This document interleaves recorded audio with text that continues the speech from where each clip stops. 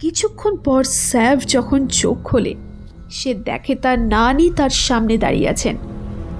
স্যাভ নানিকে দেখে কেঁদে ফেলে এবং গলা কাটার ব্যাপারে সব কিছু খুলে বলে।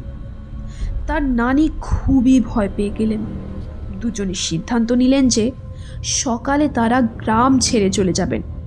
নানি সেই রাতে স্যাফের ঘরে তার সাথেই শুয়ে পড়লেন।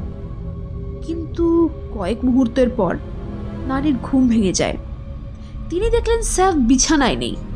পুরো ঘর খুঁজেও তাকে পাওয়া গেল না। স্যাফের নানি খুব আতঙ্কিত হয়ে পড়লেন।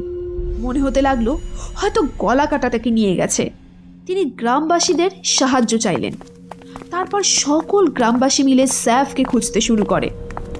যখন তারা জঙ্গলের কাছে পৌঁছন তখন তারা একটি অদ্ভুত গর্জন শুনতে পায়। সেই গর্জন শুনে যখন তারা জঙ্গলে প্রবেশ করে